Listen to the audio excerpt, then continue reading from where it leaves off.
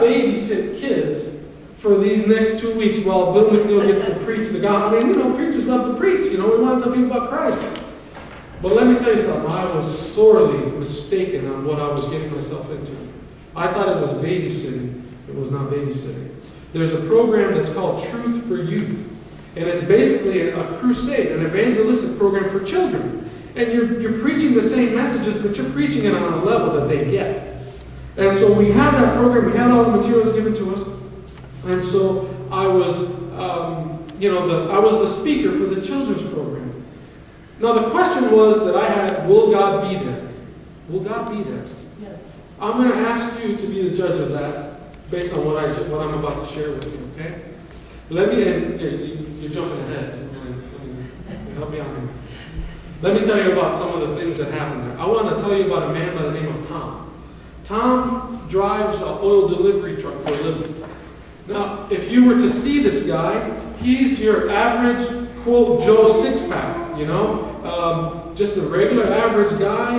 And to see him, you probably wouldn't think of him as, this guy's a believer, he's a Christian. And I'm only saying that by looks, because he just looks like the kind of guy that would, sit down at the end of the day with his six-pack in front of the TV. He had tattoos all over the one arm going down, and he just looked like a party guy. Like he'd drive he does. He owns a motorcycle, drinks beer, and hangs out with his friends. Well, let me tell you a little bit about Tom. Tom's mother is a Christian. She was actually a missionary. She adopted a bunch of orphans in Haiti, and she goes there every once in a while to help them out, and she supports them with money. And she had even taken Tom with her on a couple of trips to Haiti. But Tom wasn't a Christian. Tom was kind of like, his mom was a Christian, and she kind of instilled in him certain values, but he never really embraced it. And you could tell by the lifestyle that he lived. And listen, if you live a life apart from Jesus, it doesn't mean you're a bad person, but when you live a life apart from Jesus, there are certain things there are certain consequences to your lifestyle. You understand what I'm saying? And he was a partier, a drinker, and I will tell you that if it wasn't for his mother, I don't know that he would have had the change that he did. So before I tell you the rest of his story, I want to ask someone to look up for me and read Proverbs 22:6. If you get there first, if you can share it, I'd appreciate it. Someone share Proverbs 22:6. Train a child in the way he should go, and when he is old, he will not turn from it. Listen, let me tell you, that is a promise that every parent should hold on to and cling to. Train up a child in the way he should go, and when he is old, he will not depart from it. It doesn't mean that they won't do dumb things, they won't make mistakes, but when push comes to shove, they will go back to what they've been taught, hopefully. And you can know that God will not give up with that person as long as there's breath in that person's soul. And as long as they have breath, God will not give up. And so Tom's mother instilled in him certain values, but Tom kind of did his own thing. He tells the story that one day, he was just another bad day at home, fighting. His son locked himself in the bathroom with a knife and threatened to cut himself. Well, Tom is not one of these people to just sit there. He's not one of these, he's got like a get-her-done attitude.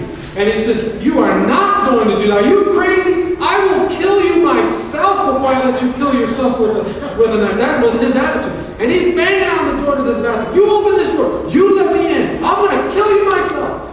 And his wife is saying, leave him alone. Just leave the boy alone. And so there's a bunch of turmoil in her. He's angry. She's angry at him. He's angry at his son. His son is angry at the father. And they're just all sorts of yelling and screaming and fighting, banging on the door. His wife is pulling on his arm, telling him to stop. He got so angry, he hauled off and punched a hole right in the door. Because he was so mad. And he said, fine, I'm leaving. And he walked out of the house. He walked out of the house. It was dark. It was already night. There was a rainstorm in his town. The rain was pelting down. It was pitch black. There's thunder. There's lightning. And he is furious. He's furious because of the situation that he finds himself in. Not just because of that one incident with his son, but because his whole life seems to be like this. It's not what I thought it would be. You have dreams of what you expect your life to be, and just not working out. And so he's angry, he's walking, and in his walk, he's so furious, he says, you know what? I just want to die. If this is all there is, then just kill me now. And he's almost in his subconscious begging for God to kill him with one of these bolts of lightning. Kill me, please. I don't want to live anymore. And he's angry. He had a friend drive by the street and saw him in the rain and said, hey, do you need a lift home? He goes, no, listen, I want to be here. I don't want to go home. And so they left him. He's walking. He walks in the middle in the dark. It's pitch black outside. He finds himself in the middle of an intersection to a city street. There's nobody else around. And he's standing in the middle of this intersection with the thunder crashing down, the rain beating on him, and he's hoping that a truck would run him over or that a lightning bolt would kill him and strike him dead. And as he's dealing with all this anger and all this frustration in his, I don't know what you call it, he's crying out, his soul is crying out. He falls on his knees in the middle of this intersection with the crashing thunder and the pounding rain. And he says, as I'm kneeling there in that intersection, just waiting to die, I heard a voice. And the voice says to me, this, you can't continue to live like this. You have to make a change. Now this man had been taught about God. He knew there was a God. His mother was God. And he says, at that moment, I offered a prayer to God. And I asked Jesus into my heart. And he says, I felt something warm, a peace come over me. He says, I've never felt anything like that before. You know what I'm talking about? He said, I felt a peace come over me like I've never felt before. He says, I got up and I walked home a different man than I left. This man, this happened a year ago this month. This man began to read the Bible now. And he came to the truth that, wait a minute, the seventh day is the Sabbath. So he went to a Seventh-day Adventist church and started asking some questions. He got hooked up with someone at the church there to do Bible studies with him. And as a result, he made a decision to be baptized. But he hasn't been baptized yet. He's going to be baptized on the day in the month of October, a year to the date from the day he gave his heart to Jesus. He wanted to have that be his baptism date. But let me tell you why this person is so important.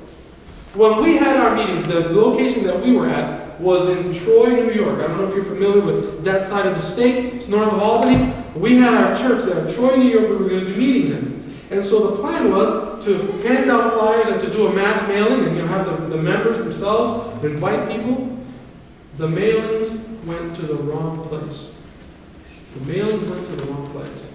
We find ourselves now, nobody knows we're having these meetings. We went through all the trouble. Bill McNeil is a premier evangelist speaker. This pastor knows, he has experience. God has used this man. He comes here and now we got nothing.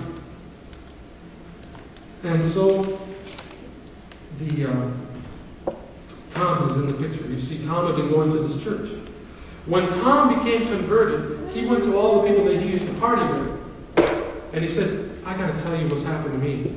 Let me tell you something happened that day. God has come into my heart. I've been studying the Bible. I'm not the same person that I was. Things are different. And he didn't share all this superior doctrinal stuff. All he did was he told people the difference that Jesus was beginning to make in his life.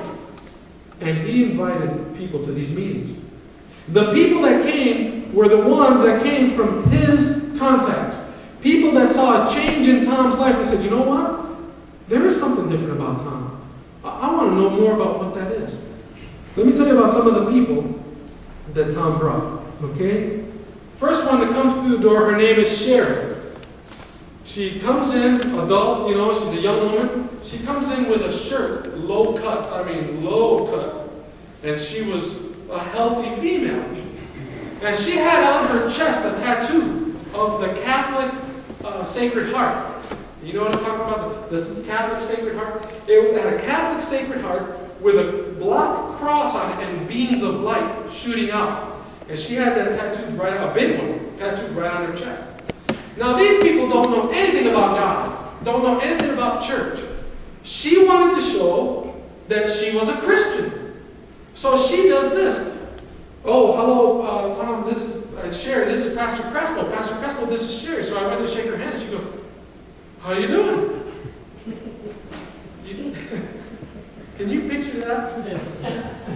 What am I supposed to do? I'm like, Look at the ceiling.